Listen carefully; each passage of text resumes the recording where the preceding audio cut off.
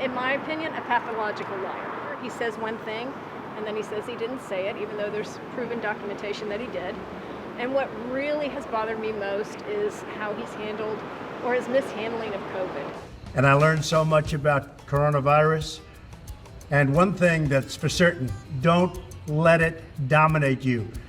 Don't be afraid of it. This was it for me. It was hard to do. It felt like a really bad divorce. The only thing he's worried about is getting reelected. He's selfish and narcissist. That's how they are. So I was a member of the South Carolina Republican Party, and I voted Republican since Ronald Regan was our president until 2016, and I did not vote for Donald Trump. After one of the many things that Donald Trump did that I felt didn't represent me at all, I think that particular thing was calling the squad, tell them to go back to their country and that kind of thing. Yeah.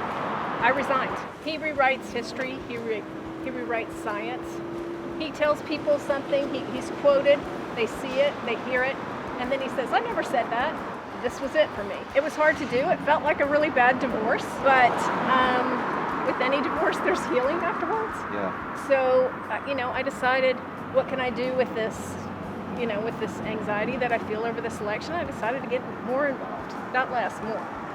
And that's what I've done. Uh-huh. Yesterday, I campaigned for the Democratic congressman from this district. Uh-huh. He's the first Democrat I've ever voted for a congressional race.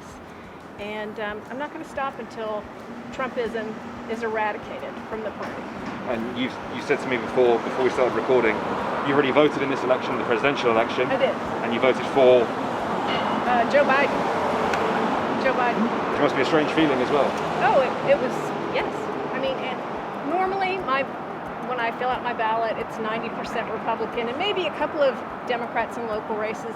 This time was completely opposite. Wow. All of my federal races were Democrats. I had 3 local races that were Republicans. You have quite a strong sense of your ethics, your values, and what it is you place value on. Can you explain how Trump perhaps runs counter to them or violates them perhaps? Because he's, in my opinion, a pathological liar. Right. There's nothing you can't trust anything he says. As I said earlier, he says one thing, and then he says he didn't say it, even though there's proven documentation that he did. And what really has bothered me most is how he's handled, or his mishandling of COVID. We've had over 232,000 Americans who've died. In my state alone, we're approaching 4,000 deaths. That's unbelievable to me. And to know that mask usage has been just politicized is crazy. What were you thinking, and how did you feel when you saw that shot of him returning from hospital, going back to the White House, not 4 days after he tested positive? What was going through your head?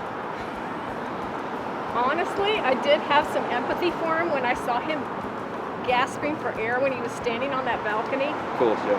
But it was momentary, because then he ripped that mask off, and I thought, oh well, natural occurring consequences. Mm-hmm. But it's angered me to see his rallies continue this close to an election. It just shows me he doesn't really care about the health and well-being of Americans, but even his own voters.